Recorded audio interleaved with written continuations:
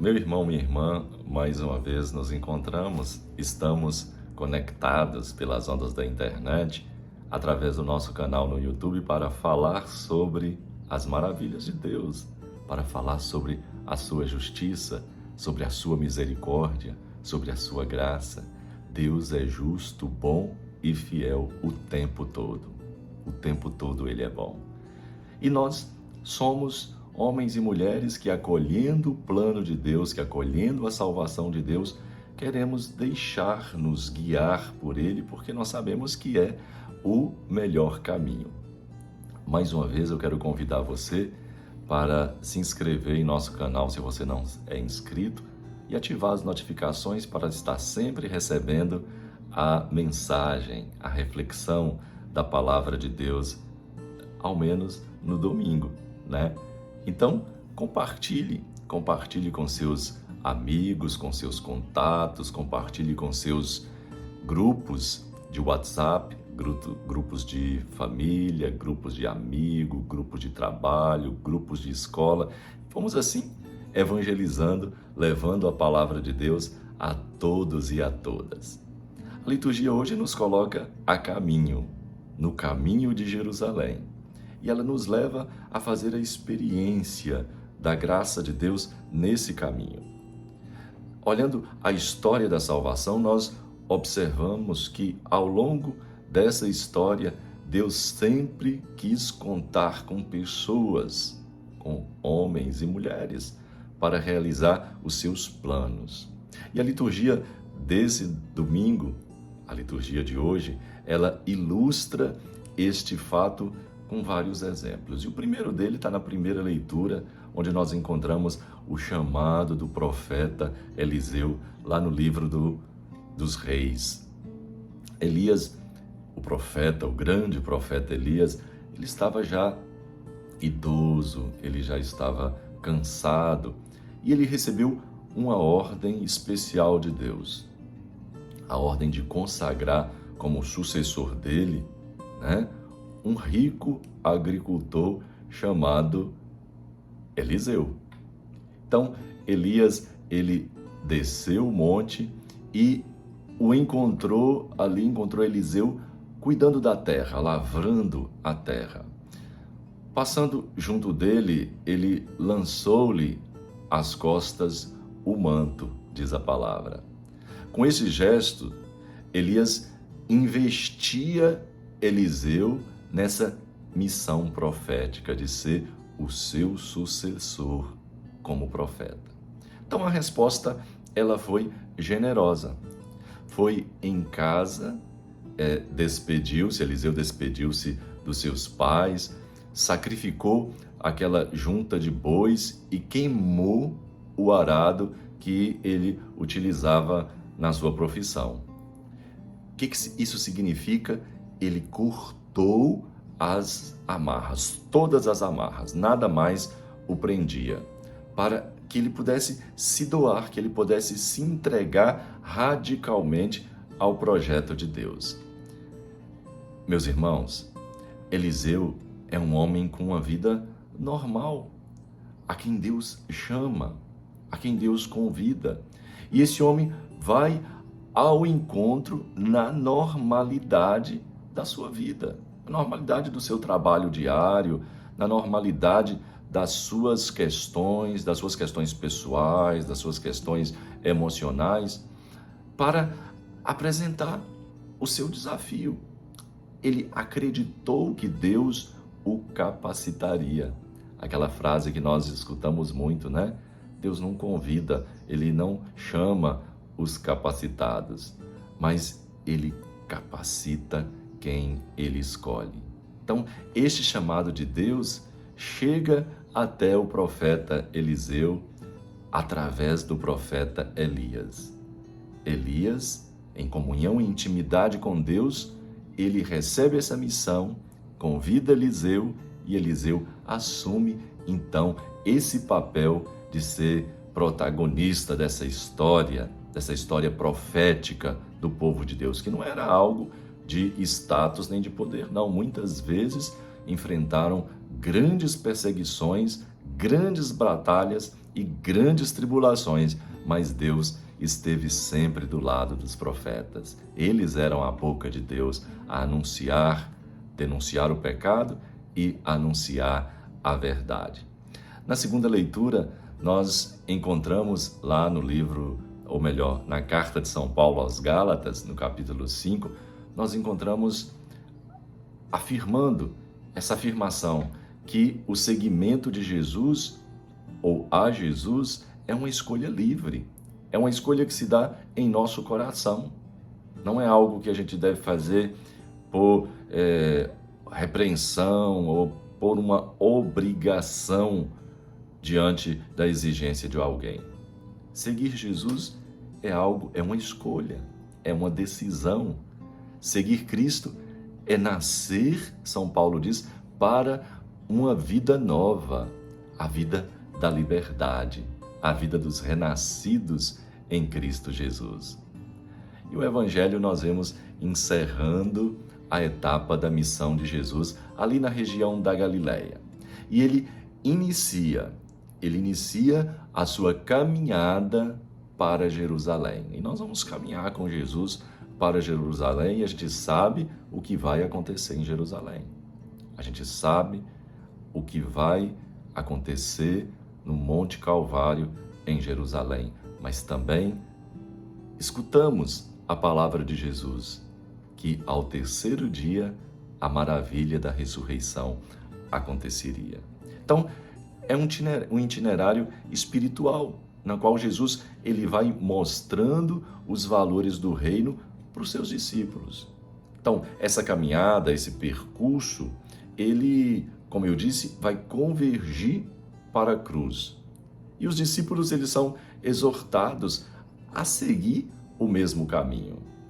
O caminho que leva à cruz, mas que também leva à ressurreição.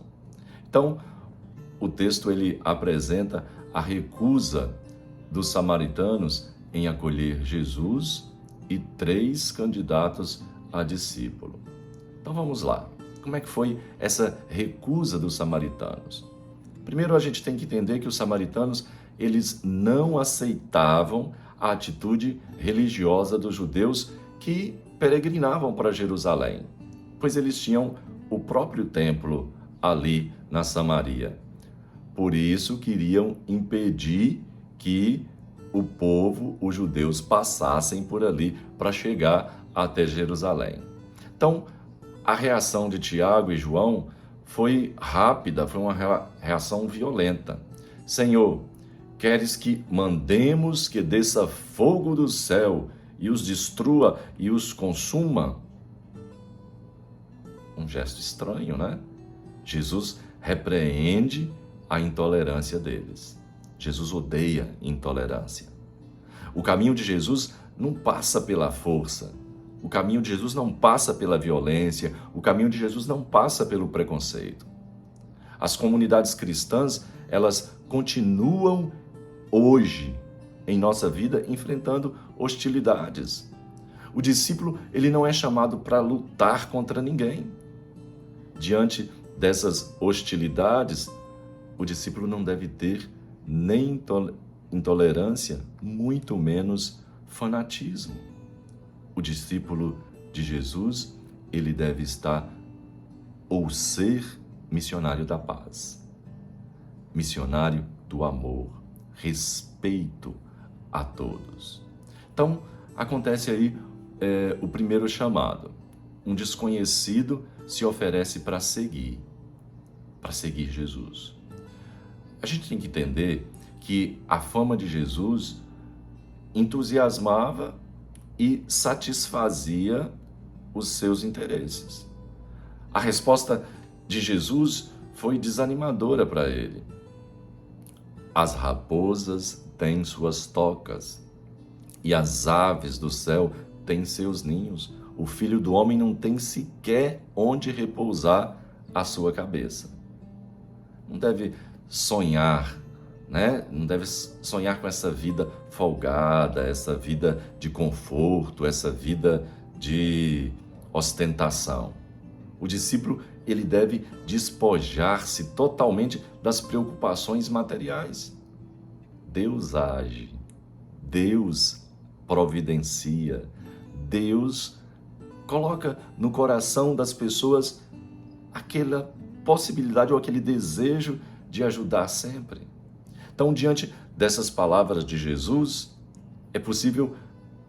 seria possível aceitar atividades na comunidade para obter vantagens e privilégios?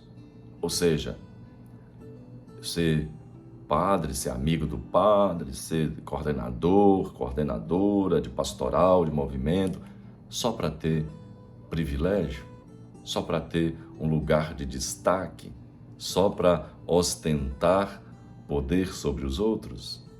E acontece um segundo chamado. Um desconhecido é convidado por Jesus a segui-lo. Agora é Jesus quem convida. Ele aceita, mas pede para enterrar primeiro os seus pais. Jesus diz: deixe que os mortos enterrem os seus mortos, mas tu vai anunciar o reino de Deus. Meu irmão, minha irmã, parece estranho essa fala de Jesus mais uma vez. O discípulo, ele deve desapegar-se até dos deveres e obrigações que impedem uma resposta imediata e radical ao reino, ao serviço do reino. Com isso, Jesus não estava querendo dizer que não deveria enterrar seus parentes, não. Mas até mesmo as suas questões mais íntimas e pessoais é necessário você desapegar. E tem um terceiro chamado. O terceiro se apresenta a Jesus e Jesus diz: segue-me. Eu te seguirei, mas ele coloca no futuro, né? Ou seja, eu te seguirei. Mas coloca alguns porém. Jesus diz: quem põe a mão no arado e olha para trás não é apto para o reino de Deus.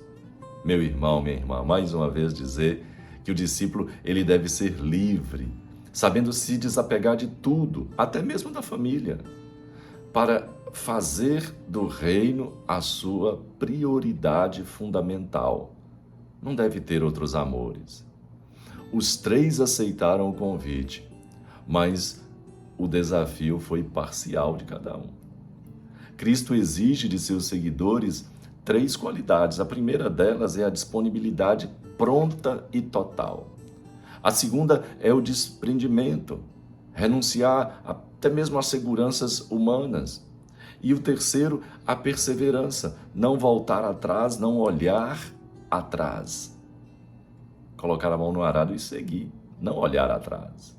Cristo continua chamando operários para a sua messe, propondo aos seus seguidores o caminho de Jerusalém, que não é o caminho do conforto, que não é o caminho da glória, que não é o caminho da ostentação. É um caminho exigente. É um caminho que não traz glórias pessoais. Vai trazer a glória da ressurreição, mas não pessoais. É um caminho que implica renúncia a nós mesmos, renúncia aos nossos interesses, ao nosso orgulho e um compromisso com a cruz, com a entrega da vida, com um amor sem limites. Jesus, ele desaprovava atitudes de violência, a oposição, a hostilidade do mundo, embora a igreja muitas vezes tenha trilhado caminhos de fanatismo, caminhos de intolerância. Na comunidade, podemos ser chamados a serviço, a um serviço especial, a um mandato. Não será Elias nem Jesus que irá nos chamar pessoalmente. Deus, ele envia pessoas que em nome dele nos convida. Deus poderá se servir talvez de um fato, de uma necessidade, do convite de uma pessoa para um retiro, para um movimento, para um encontro pastoral, para uma determinada pastoral, ou até mesmo para a missa, se você não frequenta a missa. E aí Deus está tocando em seu coração. E aí ele está dizendo: vem e segue-me. Qual é a sua resposta? Qual é a nossa resposta aos convites de Jesus, aos chamados de Deus? Será que Ele pode contar, de fato, com cada um de vocês? Pensemos isso.